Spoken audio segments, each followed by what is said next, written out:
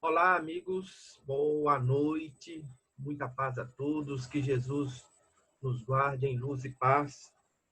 Nós vamos fazer a nossa tradicional leitura compartilhada, só amarrando o fio do óculos para não cair. A nossa leitura compartilhada do livro Espírito da Verdade, que tem um tema hoje interessantíssimo que é Riqueza e Felicidade, um texto de Emmanuel, que vai nos remeter ao Evangelho segundo o Espiritismo, capítulo 16, não podeis servir a Deus e a Mamon, parábola do mal rico. Então, o nosso tema de hoje é riqueza e felicidade, com dois textos belíssimos para a nossa reflexão, rogando sempre a Jesus e aos nossos benfeitores espirituais que nos guarde na luz e na paz que necessitamos.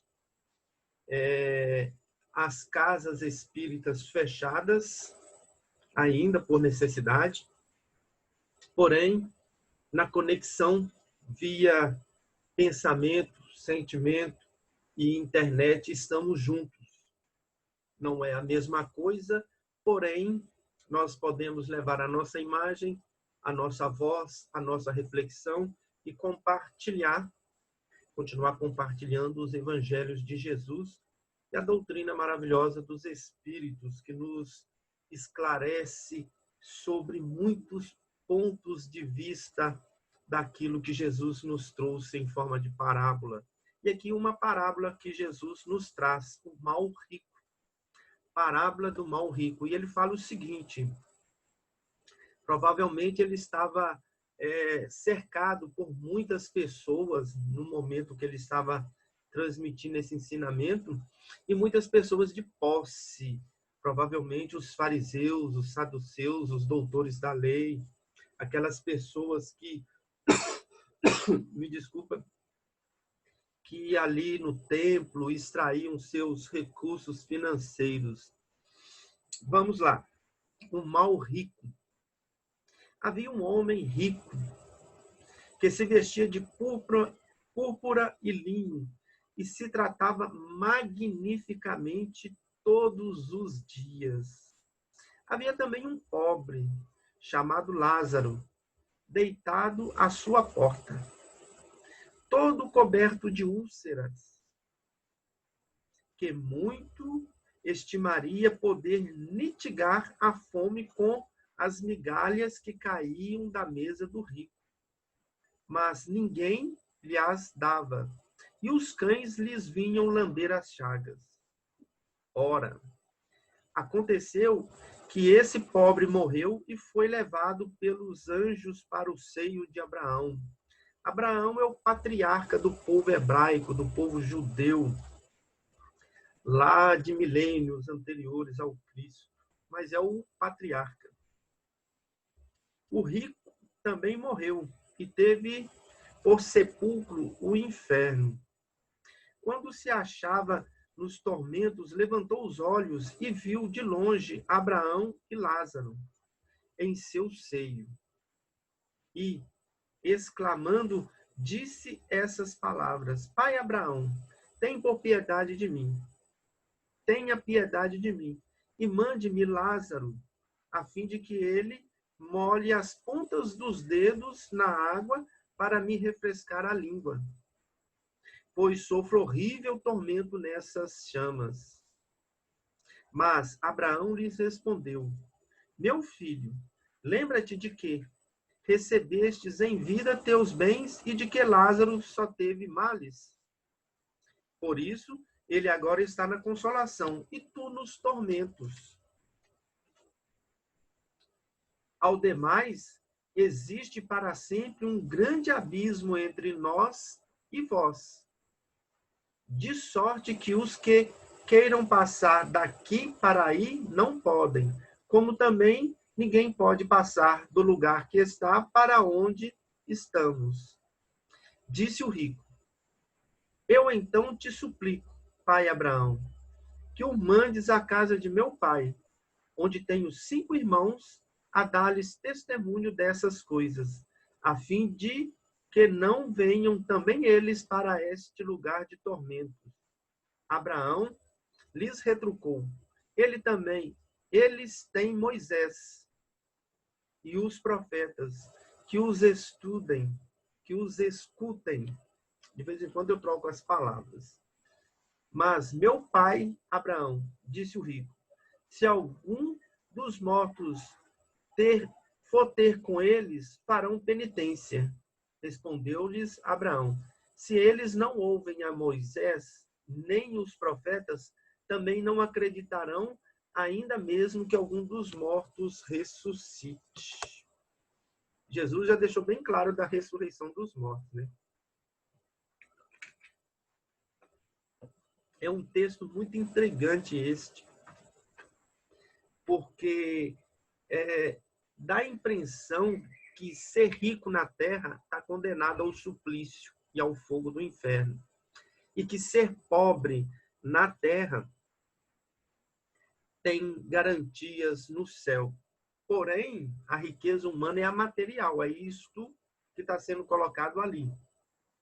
E Jesus não colocaria essas condições como sendo essenciais para a felicidade e a infelicidade futura. A grande questão é a reflexão em torno do uso da riqueza. O rico tinha sua mesa farta, mas as migalhas da sua mesa não ia matar a fome do pobre que estava à sua porta. O que Jesus está querendo dizer com isso? Claro que é uma interpretação que a gente busca ter, né? A gente nunca vai saber o que Jesus queria de fato, porque a pedra mental que nós ainda somos não vai penetrar a luz cósmica que é a mente do Cristo. A gente tem que ter essa relação de distância. Porém, os textos estão aí e nos oferecem formas de interpretação. E é isso que Jesus quis deixar para a gente. Interprete da forma que vocês acharem que for melhor. À medida que o espírito vai se amadurecendo espiritualmente, moralmente, ele vai compreendendo melhor e ele vai se ajuntando às leis divinas. O importante é nós nos ajuntarmos às leis divinas. Compreendemos as leis divinas através dos ensinamentos, sigamos o nosso caminho, estrelas acima.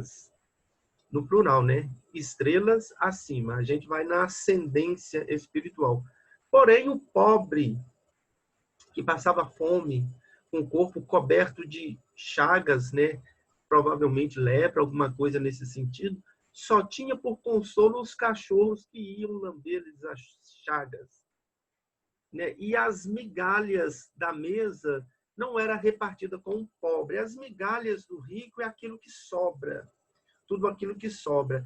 E sobrando, né, a lógica da moral cristã fala que a gente deve repartir com o que tem menos. Fazer um processo de solidariedade. E naquele momento, né, a gente viu ali que não há nenhuma solidariedade, não há uma forma de levar o que está sobrando para os que não têm nada. É isto. A mesa do rico era farta, mas não compartilhava com quem não tinha. E a morte é a representação da nossa vida. No plano espiritual, nós seremos como nós somos. Se nós formos ávaro como esse rico, é possível que vamos passar por situações difíceis. E se nós formos humildes e brando como o pobre, é possível que a gente encontre uma situação semelhante. Porque nós somos o que somos, vivo no corpo ou vivo fora do corpo.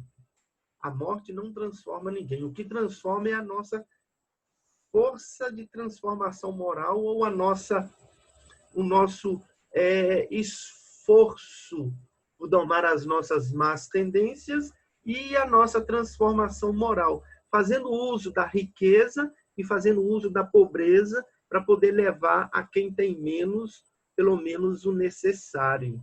É nesse intercâmbio aí, nesse uso que Jesus está aludindo ali, né? Porém, a gente tem consciência, e o próprio Evangelho vai nos dizer, que a riqueza é fator fundamental de evolução humana. E todos nós passaremos pela experiência da riqueza, como passaremos pela experiência da escassez financeira. Pobre só é aquele que carrega em si um espírito que ainda não se despertou para as coisas espirituais. Esses são pobres. Vamos ao outro texto que vai aclarar ou esclarecer melhor essa passagem do mal rico. É um texto muito interessante de Emmanuel. E ele vai nos dizer de forma clara e precisa. Emmanuel, riqueza e felicidade. Há ricos de dinheiro, tão ricos de usura, que se fazem mais pobres que os pobres pedintes da via pública, que muitas vezes não dispõem sequer de um pão. Há muito rico de dinheiro, mas tão rico de usura. Ele tem dinheiro, mas ele é usurário. Ele retém e não usufrui. Esse é o pior. No Evangelho segundo o Espiritismo, numa outra parte, vai falar isso para a gente. É aquele que tem e não usa. E ele é tão pobre, que ele é mais pobre do que aquele que vive na rua sem ter um pedaço de pão. Porque ele tem dinheiro, mas ele tem ganância. Ele tem usura. Ele segura. Ele não usufrui da riqueza que tem. E ele se torna mais pobre do que o pobre da via pública. Há ricos de conhecimento, tão ricos de orgulho, que se fazem mais pobres que os pobres selvagens ainda, insulados nas trevas da inteligência. Rico de conhecimento. Agora a riqueza é outra, é o conhecimento. Porém, muitos de nós caímos, né? Aqueles que são mais inteligentes, caem na armadilha do orgulho.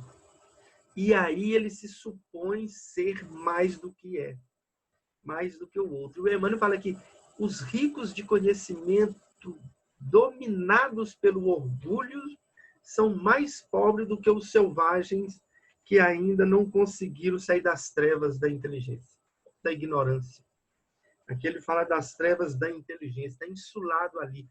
Trevas, claro, ignorância, na ignorância da inteligência. O orgulho enlouquece as pessoas, principalmente essas pessoas que trazem uma intelectualidade mais desenvolvida. E nós estamos vivendo isso hoje. A quantidade de pessoas que estão se arrogando os donos da verdade, em todos os sentidos. E, na realidade, são mais pobres do que os ignorantes selvagens. Há ricos de tempo, tão ricos de preguiça, que se fazem mais pobres que os pobres escravizados às tarefas do sacrifício. Ricos de tempos e riquíssimos de preguiça. Pessoas que têm a possibilidade de agir, né, livremente, porque dispõe da autonomia do seu tempo, mas está crivado pela preguiça, ou entrevado pela preguiça, ou travado pela preguiça, e não tem coragem de dispor de uma parte do tempo para fazer um trabalho solidário, para fazer um trabalho que seja benéfico para a coletividade e para as outras questões. Agora, se juntarmos rico de dinheiro, rico de conhecimento e rico de tempo, porém, sem a usura, o orgulho e a preguiça, a pessoa vai conseguir produzir e muito para aqueles que precisam, que é a humanidade. Uma pessoa inteligente, com dinheiro e com tempo, ela pode fazer muita coisa. Agora, uma pessoa inteligente, com dinheiro e com tempo, e se deixa prender na preguiça, no orgulho e na usura, ela está cavando um abismo tão grande quanto aquele que foi dito ali na leitura anterior entre pai Abraão e Lázaro, e o rico mal rico. É um abismo que tem que ser transposto depois. Há ricos de possibilidades, tão ricos de orgulho, que se fazem mais pobres que os pobres irmãos em amargas lutas expiatórias, de que tudo carecem para ajudar. Ricos de possibilidades, tão ricos de egoísmos.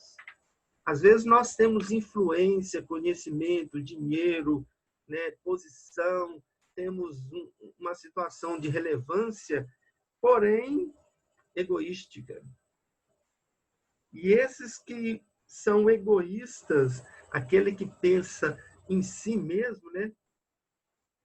O egoísmo, numa fala de Eusébio no livro Ação e Reação, ou se não for Eusébio, no livro, não é no Ação e Reação, não, no livro Obreiros da Vida Eterna, ou de Alexandre no livro Ação e Reação, vai falar que o mal é a triste vocação do bem para si mesmo, ou seja, o egoísmo. É o bem para si mesmo, né? E são essas pessoas ricas de possibilidades, mas egoístas, que pensam só nelas, só no grupinho, no máximo no grupinho ali familiar e alguma coisa no entorno, o restante, nada.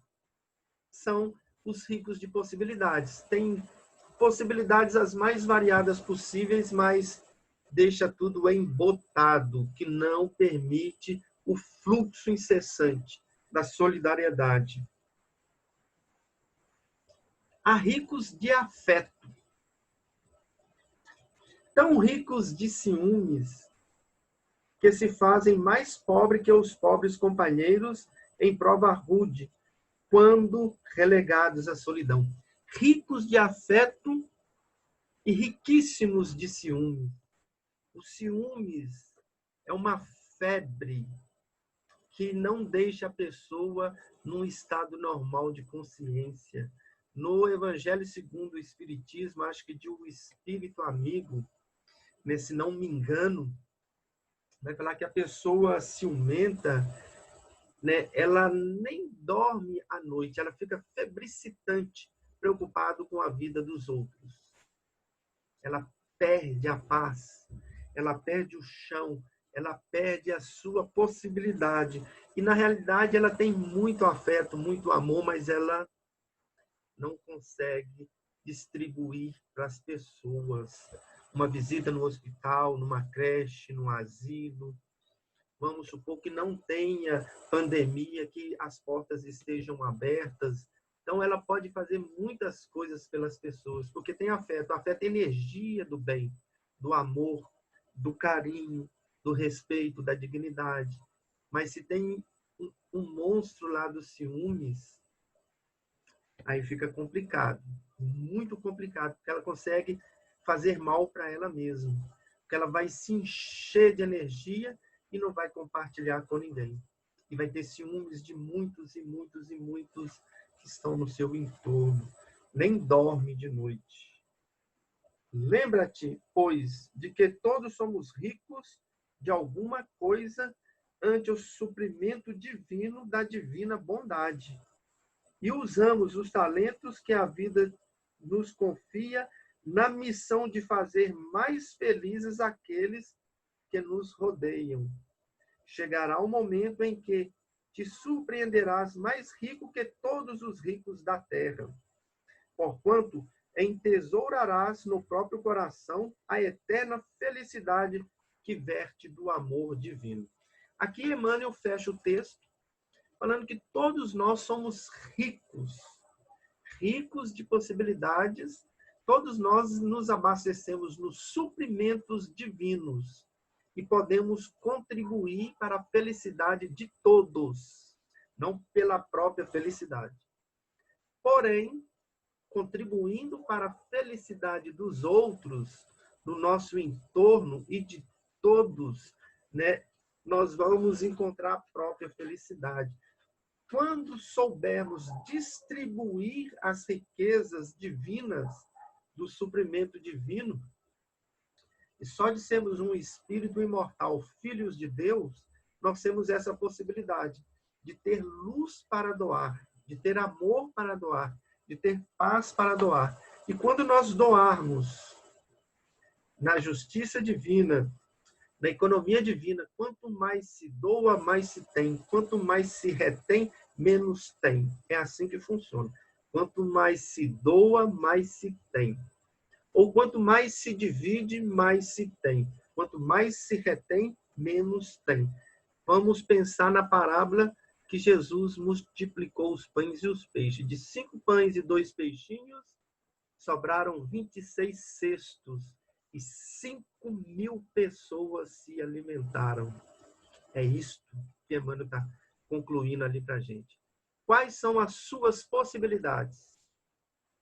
Multiplique-as, fazendo o bem para os outros. Qual é a sua riqueza? Multiplique-a, fazendo o bem para os outros.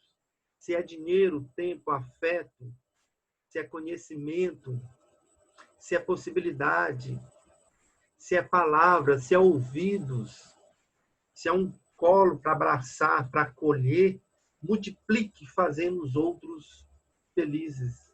Ou pelo menos diminuindo a carga de dor e de sofrimento dos outros.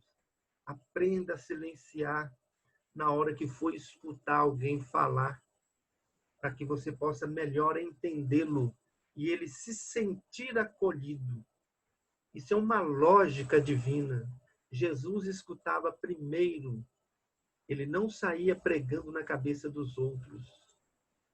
Ele interrogava as pessoas logo após de escutá-las. E Jesus não precisava, porque ele auscultava a alma de cada um de nós. É isto. Quer ser rico de felicidade? Use as riquezas do mundo para fazer os outros felizes. Aí você terá um tesouro no céu. Você será mais rico do que as maiores fortunas. Talvez a gente seja, né, se a gente pudesse fazer uma comparação, vou pegar o Bill Gates, que é um nome conhecido, e o Chico, Francisco Cândido Xavier, que morreu aos 92 anos com uma aposentadoria de 1,5 salário do Ministério da Agricultura. E o Bill Gates, que tem aí os bilhões, colocado na balança divina, dentro da lógica do texto, não estou condenando o dinheiro do Bill Gates, qual dos dois era mais rico? Ou qual dos dois é mais rico? Porque apesar de ter desencarnado em 2002 e Bill Gates está vivo no corpo até hoje, os dois são espíritos e permanecem. A riqueza, no coração e na mente. Qual dos dois? Aí nós vamos ter uma noção do que o Emmanuel está concluindo no texto. Se tem possibilidade, faça os outros felizes, para que você possa ser rico e feliz. Se guardares pelo orgulho, pela usura, pelo egoísmo e por uma série de outras questões, para si, ficará igual o pobre e o rico da parábola, distanciados por um abismo que terá que ser transposto por quem cavou. Essa é a reflexão da noite, riqueza e felicidade. Nós não precisamos de acumular todas as riquezas do mundo, e nós estamos vendo aí um processo aí que tem pessoas que não têm lugar para gastar dinheiro. Então, o dinheiro hoje já não é tão, assim, o principal ponto de busca da caminhada humana. Hoje já buscamos por outras questões, e essa pandemia está servindo muito para isso, para mexer com as nossas questões humanas. Né? O que é mais importante? Ter um cofre cheio de dinheiro, uma casa extraordinariamente bela, mas vazia, sem amigos, sem afetos? Ou a gente ter a nossa casinha com os nossos amigos, com os nossos afetos verdadeiros, e ainda poder compartilhar com aquele pobre que está lá na porta as migalhas da nossa mesa? ou do nosso bolso, ou do nosso guarda-roupa, ou da nossa despensa, ou da nossa inteligência, do nosso afeto, do nosso sentimento, das nossas possibilidades. Que Deus abençoe a todos e nos guarde em luz e paz. Uma reflexão rápida que eu fiz, não quer dizer que eu estou dizendo a última palavra. Recomendo a todos que busquem a leitura e façam as suas próprias reflexões. O cotejamento, só assim a pessoa cresce. A gente fala daquilo que a gente entende e como a gente compreende. Porém, cada um tem o seu modo de ver, de ouvir e de sentir as lições do Cristo. Muita luz e muita paz. Obrigado.